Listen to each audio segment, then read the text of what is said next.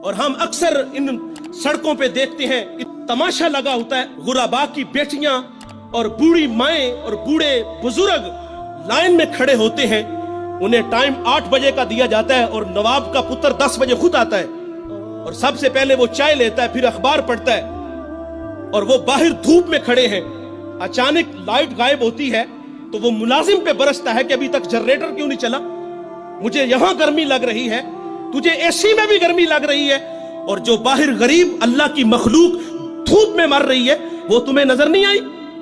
اللہ ایسی سخاوت کو ایسے مخیر حضرات کے منہ پہ مارے گا۔ اور ابو بکر خدمت کے لیے جاتے ہیں، جذبے کیسے ہیں؟ ایسے وقت میں جاتے ہیں جس وقت میں اللہ کے علاوہ انہیں کوئی بھی نہیں دیکھتا، خدمت کر کے آتے ہیں۔ کیا ہمارے اندر یہ جذبے ہیں؟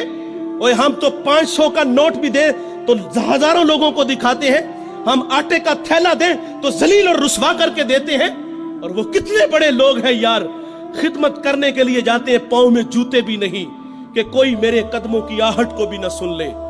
یہاں ایک توجہ یہ بھی آپ کی چاہوں گا، حضرت ابو بکر فرماتے ہیں کہ کہیں کسی کے نیند میں خلل نہ آئے میرے قدموں کی آہٹ کی وجہ سے۔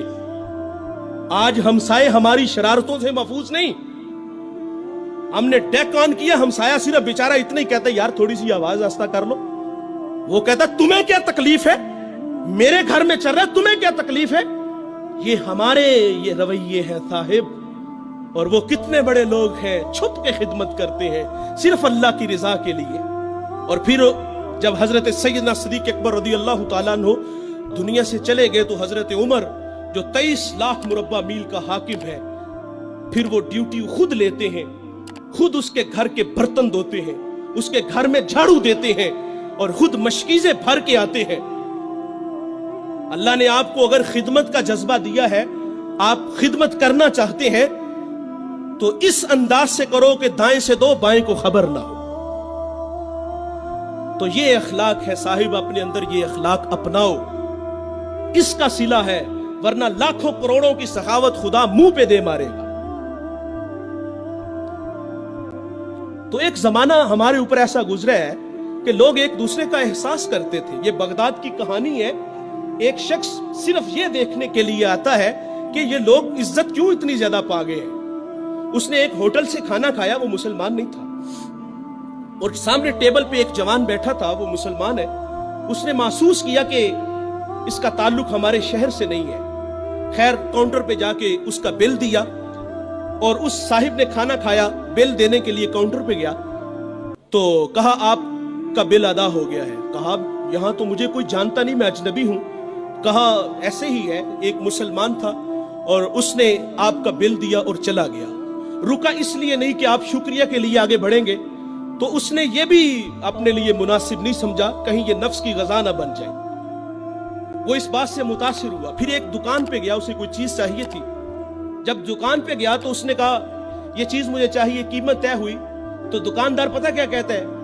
وہ کہتا ہے بھائی اسی معیار کی، اسی قیمت میں وہ جو سامنے دکان ہے، اگر یہ چیز تم اس سے خرید لو تو تمہیں کوئی اس پہ اعتراض تو نہیں؟ کہا مجھے چیز چاہیے۔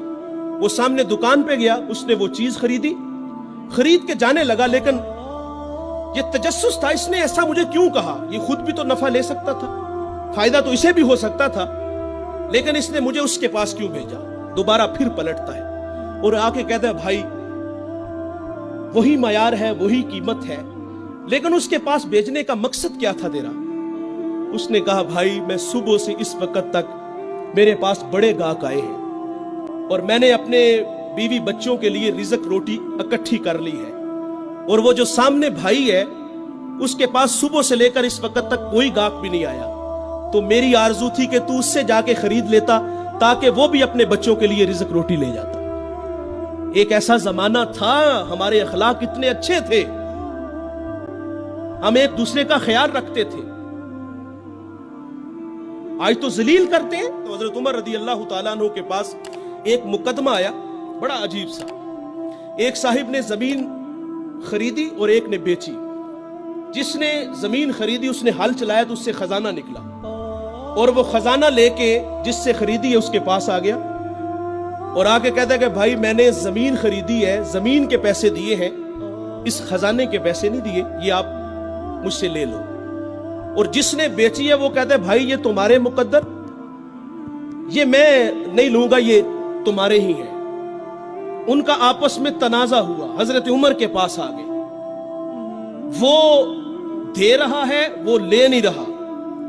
آج بھائی بھائی 1 انچ پہ ایک دوسرے کو قتل کر رہے ہیں، آج 1 انچ پہ بھائی جیونا مرنا ختم کر رہے اپنے بھائی سے، اپنی اولادوں کو بھی نصیحت کر کے جاتے کہ چچا کو منہ نہیں لگانا۔